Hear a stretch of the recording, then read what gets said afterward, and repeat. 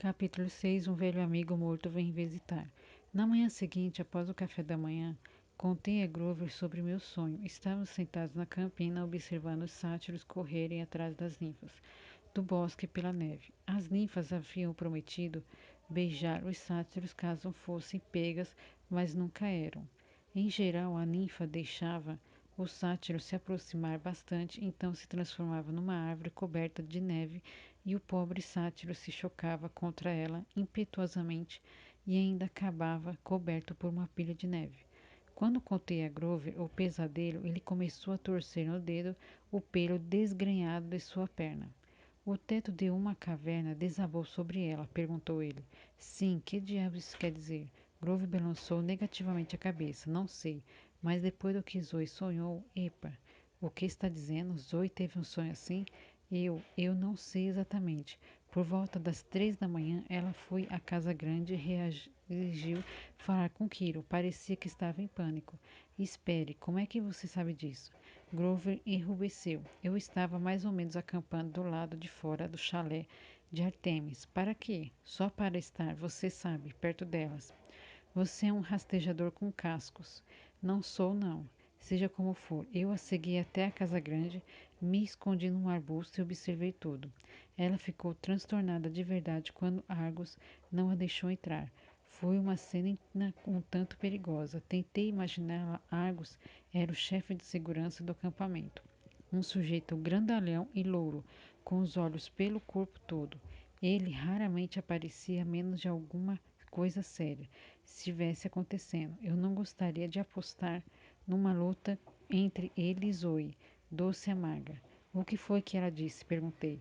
Groove fez uma careta. Bem, ela começou a falar numa linguagem muito antiquada quando fica nervosa. Assim foi meio difícil entender. Mas era algo sobre Artemis estar em apuros e precisar das caçadoras. Então ela chamou Argos de energúmeno. Acho que isso é algo ruim. Então ela chamou de Ei, espere. Como é que Artemis pode estar em apuros? Bem, finalmente Kiro apareceu de pijamas e seu rabo de cavalo como bobs. E ele usa bobs no rabo? Grover cobriu a boca. Desculpe-me, disse eu. Continue. Bem, Zoe disse que precisava de permissão para deixar o acampamento imediatamente. Kiro não concedeu. Ele lembrou a Zoe que as caçadoras deviam permanecer aqui até receberem ordens de Artemis. E ela disse: Grover engoliu em seco. Ela disse: Como é que vamos receber ordens de Artemis se ela está perdida? Como assim perdida? Como se ela precisasse de informação para se localizar. Não, acho que ela quis dizer desaparecida, levada, sequestrada. Sequestrada? Tentei me acostumar com a ideia. Como é que se pode sequestrar uma deusa imortal? Isso é impossível. Bem assim. Quer dizer, aconteceu com Perséfone, mas ela era uma deusa das flores. Grover pareceu ofendido. Da primavera. Que seja, Artemis é muito mais poderosa. Quem poderia sequestrá-la e por quê?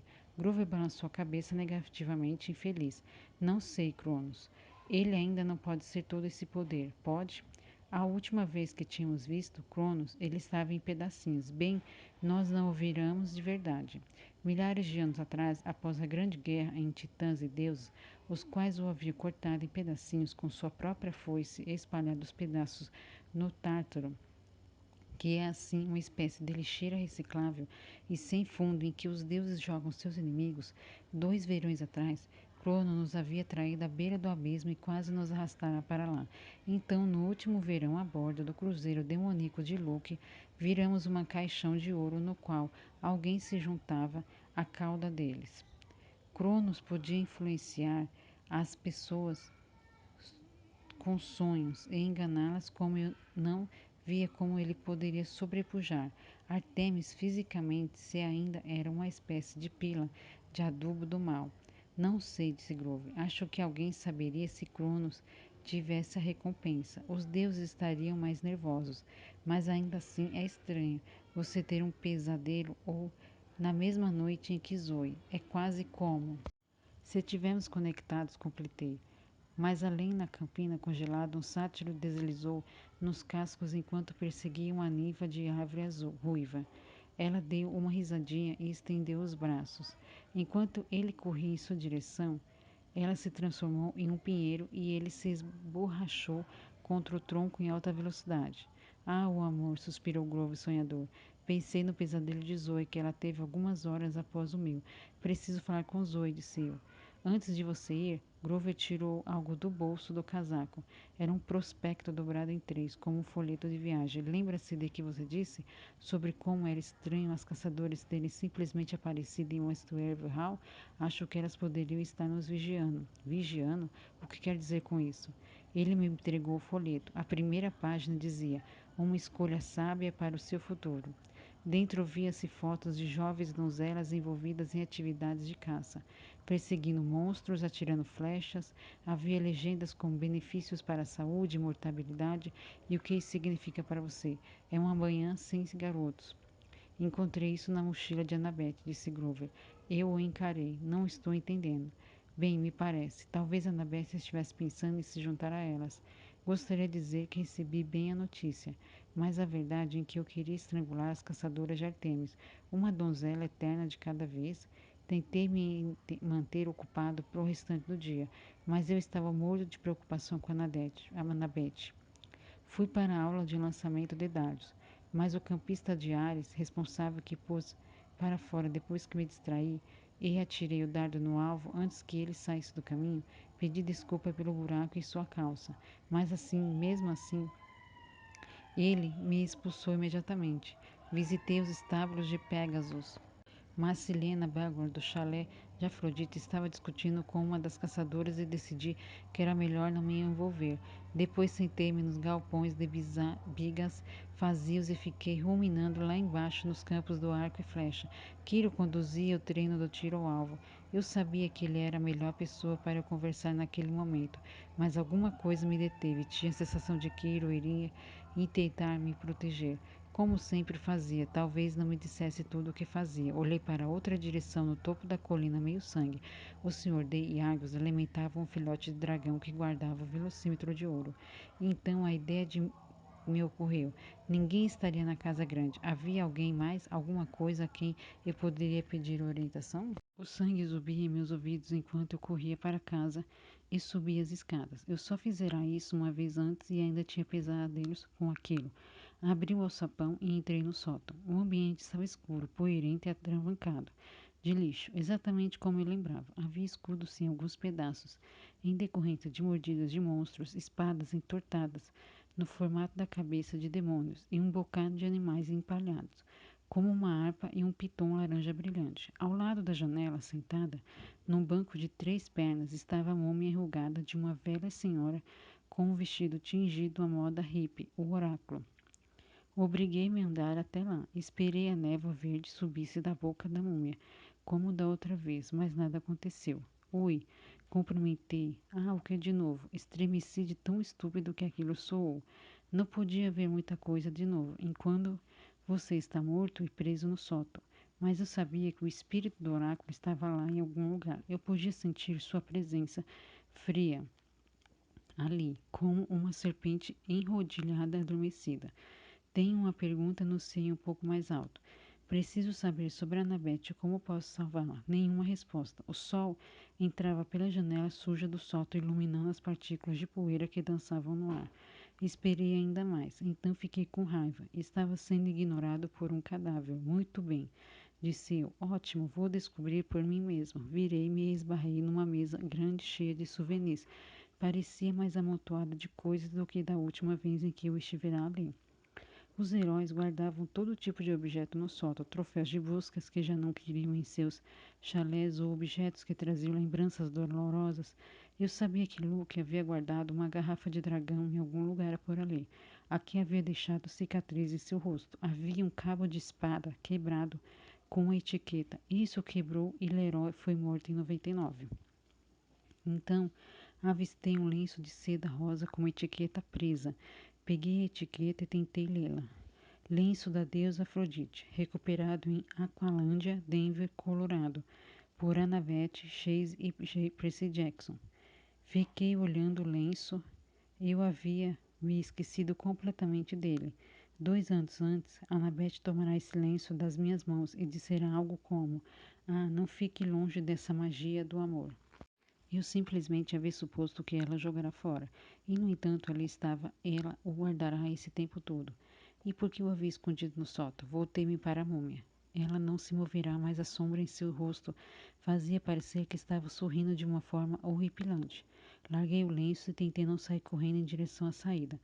Naquela noite, após o jantar, eu estava seriamente disposto a derrotar as caçadoras e capturar a bandeira. Seria um jogo de curta duração, apenas 13 caçadoras, incluindo Bianca de Ângelo, e aproximadamente o mesmo número de campistas. Zoe, doce amarga, parecia muito contrariada. Ela ficava olhando, ressentida para aquilo, como se não acreditasse que ele a estava obrigando a fazer aquilo. As outras caçadoras tampouco pareciam muito felizes. Ao contrário da noite anterior, elas não estavam rindo nem brincando, simplesmente se acotovelavam no pavilhão do refeitório, sussurrando nervosamente entre si, enquanto prendiam suas armaduras. Algumas até pareciam ter estado chorando. Creio que Zoe lhe havia falado de seu pesadelo. Em nossa equipe tínhamos Beckford e outros 2 caras de Hefesto, alguns dos chalés de Ares. Embora ainda parecesse estranho que Clarice estivesse ali, os irmãos Stow e Nico do chalé de Hermes e algumas crianças de Afrodite, era estranho que o chalé de Afrodite quisesse participar do jogo. Em geral, eles se sentavam à margem, conversavam e ficavam olhando seu reflexo no rio, e coisas assim. Mas quando souberam que íamos enfrentar as caçadoras, ficaram aviados para ir. Vou mostrar a elas como o amor é desprezível. Grunhiu-se Lena Bealgard enquanto prendia a armadura. Vou transformá-la em pó. Com isso, restamos Thalia e eu. Eu assumo o ataque, ofereceu a Thalia. Você assume a defesa. Ah, hesitei, pois estava prestes a fazer o mesmo. Só que ao contrário, você não acha que com o escudo e tudo é melhor você ficar com a defesa? Thalia já tinha a Aegis no braço, e mesmo nossos colegas de equipe estavam mantendo uma certa distância dela, tentando não acovardar-se diante da cabeça de bronze da Medusa. Bem, eu estava pensando que ele constituiria um ataque melhor, disse Thalia. Além disso, você tem mais prática com a defesa. Fiquei em dúvida se ela estava zombando de mim. Eu tinha tido algumas experiências bem ruins com a defesa da captura da bandeira. No meu primeiro ano, Annabeth havia me colocado como espécie de isca, e eu quase fora morto com lanças, e depois quase devorado por um cão infernal. Está bem, sem problema, menti. Legal, Thalia virou-se para ajudar alguns filhos de Afrodite que estavam tendo dificuldades para vestir suas armaduras sem quebrar as unhas. Nico de Ângelo correu até mim com um sorriso aberto no rosto. Percy, isto é incrível. O capacete de bronze com pena azul estava caindo em seus olhos. A couraça do peito era 6 números maior. Perguntei-me se eu tinha ficado tão ridículo quando chegara ali. Infelizmente, era provável que sim. Nico levantou a espada com esforço. Vamos chegar à mata, a outra equipe? Bem, não, mas as outras caçadoras são imortais, não são? Só morrem se caírem em batalha. Além disso, seria incrível se a gente simplesmente assim ressuscitasse quando fosse morto para que pudessem continuar lutando. E, Nico, isto é sério? Espadas de verdade? Elas podem machucar?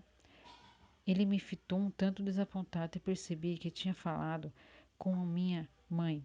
Puxa, isso não era um bom sinal. Dei tapinhas no ombro de Nico. Ei, é legal, apenas siga a equipe. Fique fora do caminho de Zoe. Vamos arrasar. O casco de Quiro ecoou no chão do pavilhão. Heróis, chamou ele. Vocês conhecem as regras? O riacho é a linha divisória. A equipe azul do acampamento meio-sangue fica com o lado oeste dos bosques. As caçadoras de Artemis, a equipe vermelha, ficam com o lado leste. Eu serei o juiz e médico do campo de batalha. Nada de ferimentos intencionais. Por favor, todos os itens mágicos são permitidos. Assumam suas posições. Maneiro, sussurrou Nico ao meu lado. Que tipo de itens mágicos? Será que vou ganhar um?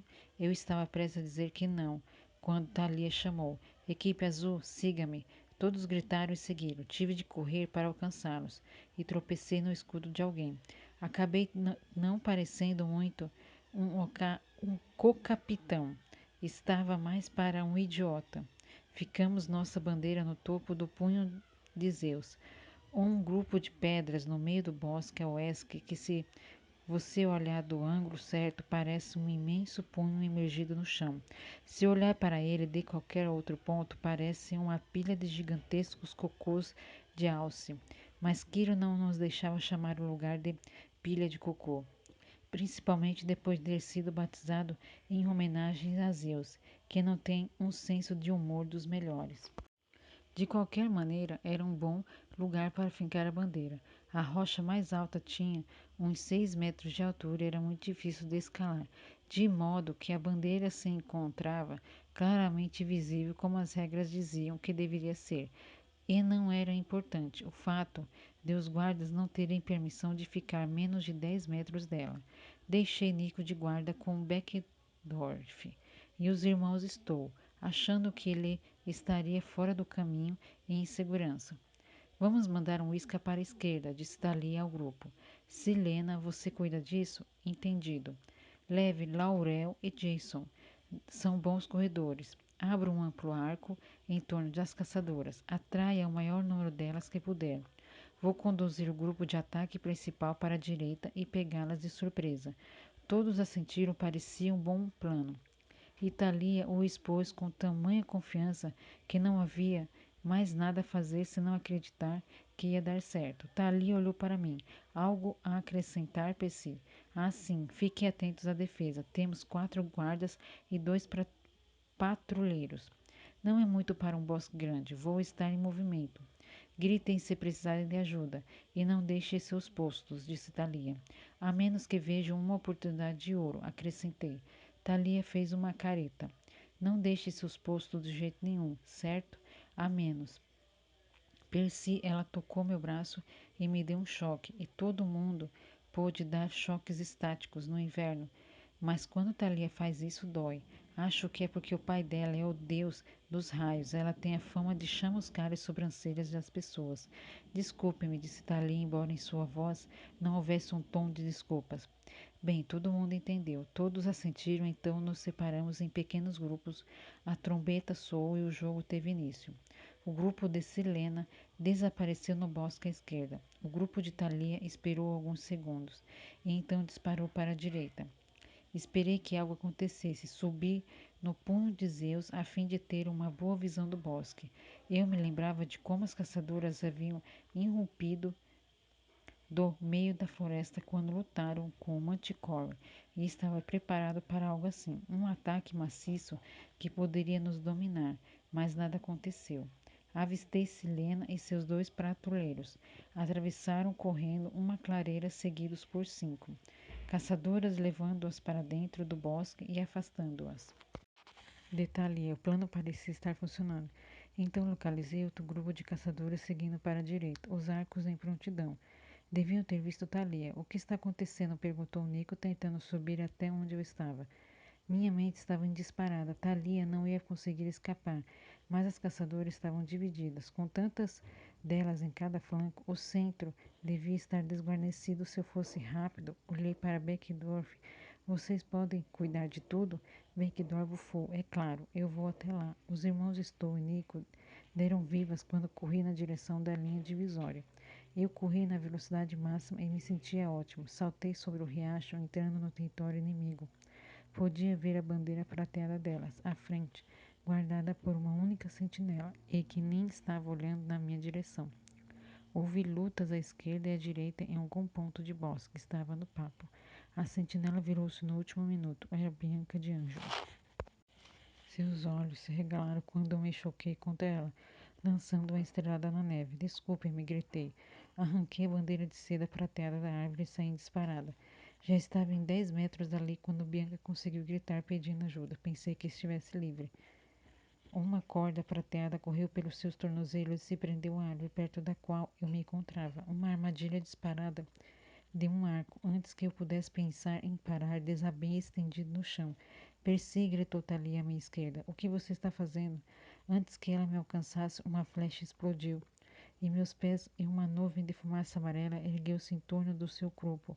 Eles começaram a tossir e a engasgar. Eu podia sentir o cheiro do gás pelo bosque, o horrível cheiro de sulfuro.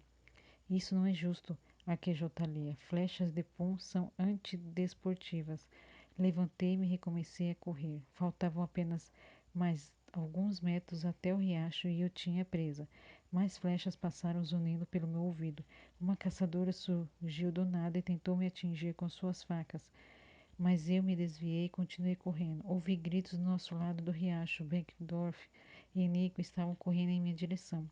Pensei que estivessem vindo para me receber, mas então vi que estavam perseguindo alguém. Zoe e Doce Amarga correndo em minha direção como um guepardo, esquivando-se das campistas sem dificuldades. E ela tinha nossas bandeiras na mão. Não, gritei e aumentei a velocidade. Estava a menos de 1 metro do riacho quando Zoe alcançou seu lado, chocando-se contra mim por garantia. As caçadoras estavam vivas enquanto as ambas equipes chegavam ao riacho. Kiro surgiu do bosque com ar soturno. Ele levava os irmãos Stow nas costas e parecia que ambos haviam sofrido golpes feios na cabeça. Como Stow tinha 2 flechas protegendo-se de seu capacete como antenas, as caçadoras venceram, anunciou Kiro, sem nenhum prazer. Então acrescentou no murmúrio. Pela 56ª vez consecutiva, Perseu Jackson, gritou Thalia avançando contra mim. Ela cheirava ovo podre e estava tão enfurecida que faíscas azuis cintilavam em sua armadura. Todo mundo se encolheu e recuou por causa de Aegis. Precisei de toda a minha força de vontade para não demonstrar medo. O que em nome dos deuses você estava pensando? Berrou ela. Cerrei os punhos. Já tinha conhecido ruins em número suficiente por um dia. Não precisava daquilo. Eu peguei a bandeira Thalia, balancei-a na cara dela. Eu vi a oportunidade e a aproveitei. Eu cheguei à base delas, gritou Thalia. Mas a bandeira não estava mais lá. Se você não tivesse se intrometido, teríamos vencido. Tinha muitas delas atrás de você. Ah, então a culpa é minha? Eu não disse isso. Thalia me empurrou e um choque percorreu no meu corpo, levando-se a cerca de 3 metros na água. Alguns campistas arquejaram. 2 caçadoras abafaram um riso. Desculpe-me, disse Thalia, empalidecendo. Não tive a intenção. A raiva rugia em meus ouvidos. Uma onda ergueu-se do riacho, explodindo na cara de Thalia, encharcando-a da cabeça aos pés. Eu me levantei. Certo. Eu também não tive intenção. Thalia respirava pesadamente. Já chega, ordenou Kiro. Mas Thalia ergueu a lança. É isso que você quer, cabeça de alga? De certa forma, eu não ligava quando a Annabeth me chamava assim. Pelo menos já me acostumará. Mas vindo de Thalia, não era nada legal. Pode vir, cara de pinheiro. Ergui contra a corrente, mas antes que eu pudesse me defender, Thalia gritou e um feixe de raios desceu do céu, atingiu sua lança como para-raios e explodiu em meu peito.